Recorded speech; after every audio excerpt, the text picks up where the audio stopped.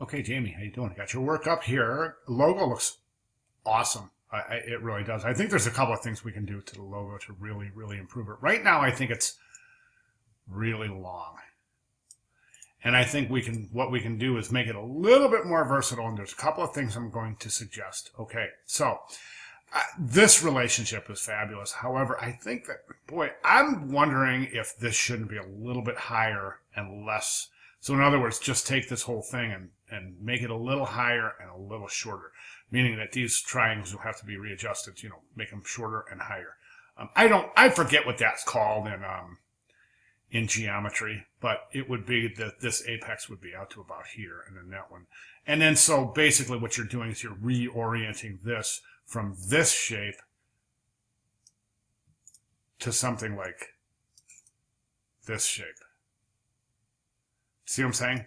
And I think that's really going to less elongate the logo and really make it much more versatile. Another couple of things that you can do to really exemplify that would be to remove the 2022 from the Copenhagen and put it underneath the Copenhagen. I think that that's such a different, unique relationship between this modern sans serif and this script typeface that it will really look interesting if this is placed below. That way, we have the opportunity to do this. So your colors right now are kind of, they're not harmonious with the Olympic rings. And that's okay because there's a way around that. As we have seen in a lot of Olympic logos. This, for example, and I'm going to suggest we follow that suit by doing this. Take the Olympic rings, turn them to white, and place them right here. And I think that's really going to pound this thing home in terms of making it different, making it unique, making it memorable, making it attractive, and making it versatile. Again, to recap, change the shape of your logo. Underneath your logo, you'll have Copenhagen 2022. The rings will be white right inside the logo. Okay, those are my recommendations. We can really see how this is so elongated right here. And it's going to be a little cumbersome to work with once you start getting into it. Another thing I want you to notice is that if I were to, let me Command R this, I'm going to draw a guide out here, and I'm going to put the guide right in the middle, dead center of your logo. Okay, there's your guide. As you can see, your Olympic rings are, as the way you have them now, they're off-centered. So you really want to, when you center them up there, make sure they're centered. Okay. Ticket looks really good. I want to bring something to your attention. Now, you've heard me say this before, and I will say it till the end of the class. This is a concept-driven class, meaning that everything on your paper, on your graphics, needs to have a reason for being there. Right now, I'm seeing these triangular kind of ice block type things. And I get it, and I think they're okay, and I believe they are the background of your pictograms. I don't know because you haven't included your pictograms.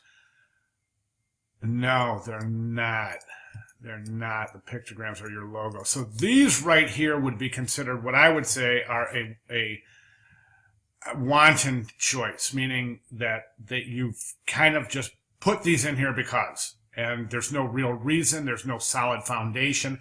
Nothing in your research indicates to these. Nothing in your prior presentation. It just seems like right now you've gone from logo to building your ticket to something purely visual. Now, correct me if I'm wrong. I don't know if these are going to be part of your background pattern. It's difficult to say because that's the only background you've included. Okay. I also would suggest on the ticket, I would make that more prominent, pictogram. Definitely make that more prominent. Okay, that looks great. This piece is curious, and I'm going to tell you why. I think this piece is too... And I get what you're doing. I understand what you're doing, but I think these images with have that color overlay on them, I just think they're too much. They're just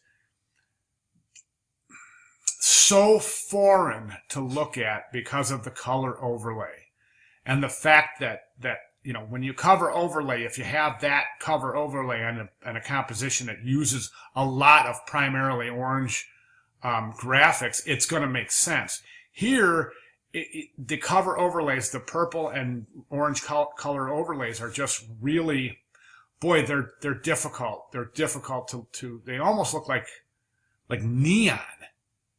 So I'm thinking that this might be a little too much. This is really, really a busy sign. I would suggest maybe toning that down a little bit. Okay. Okay. Yeah, that's all I have. Yeah, look at that. Like, these colors are turning neon, almost neon. It's almost like electric. And I just think that is not in accordance with this, like, really clean, super clean presentation you have throughout. Okay. All right. If you have any questions or comments, please feel free to let me know, and I'll be glad to clarify. But thanks for including your work. Great job. Thank you very much.